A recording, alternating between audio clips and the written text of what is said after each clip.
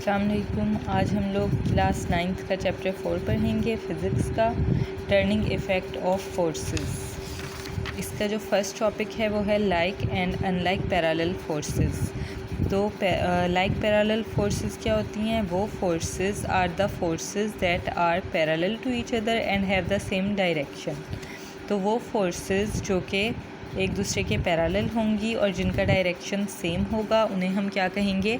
Like parallel forces. यहाँ पे आपके पास एग्जांपल दी हुई है कि एक थैले के अंदर एप्पल्स हैं, तो अब इन सब एप्पल्स का वेट जो है वो कहाँ एक्ट कर रहा है? डाउनवर्ड एक्ट कर रहा है। ठीक है, तो लाइक पैरेलल फोर्सेस ये एक एग्जांपल है लाइक पैरेलल फोर्सेस की, क्योंकि इन सब का वेट जो है वो डाउनवर्ड एक्ट कर रहा है, तो इनका क्या है? डायरेक्शन भी सेम है।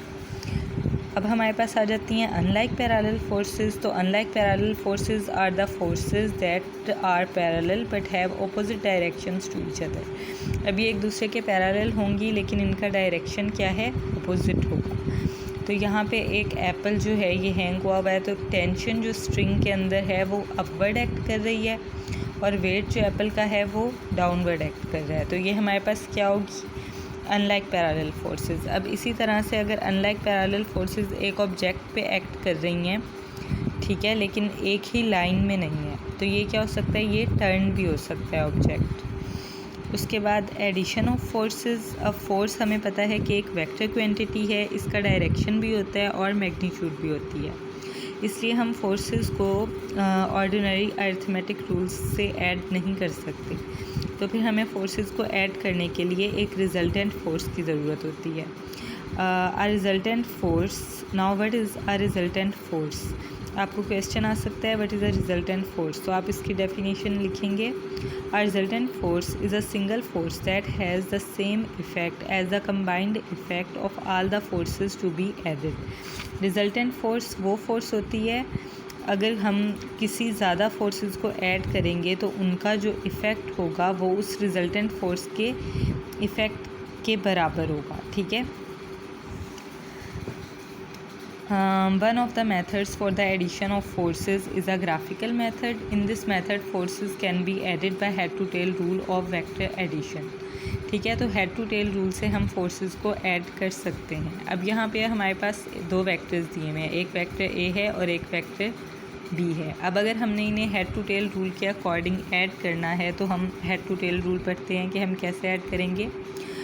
Figure 4.5 as shown here shows a graphical method of vector addition. First select a suitable scale. पहले आपने एक suitable scale select किया, then draw the vectors of all the forces according to the scale such as vectors A and B.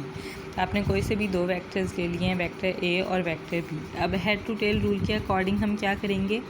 Take any one of the vectors as first. अब हमने first for example vector A को ले लिया, हमने इसे first vector ले लिया।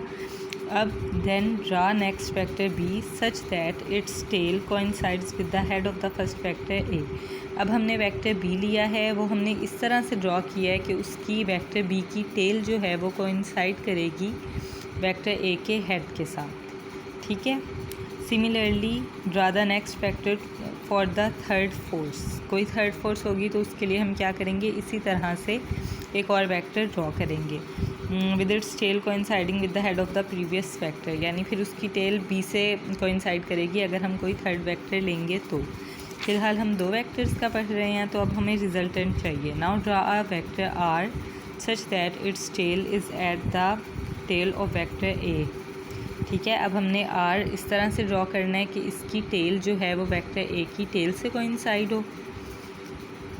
ठीक है, the first vector while its head is at the head of vector B, और इसका हेड जो है वो कहाँ पे होगा? हेड ऑफ वेक्टर बी के साथ कोइंसाइड करेगा। ठीक है। Represents the resultant force completely in magnitude and direction. तो ये हमारे पास आर जो है ये रिजल्टेंट फोर्स को रिप्रेजेंट कर रहा है। Adding vector by head to tail rule. Okay, this is important. It should be noted that head to tail rule can be used to add any number of forces.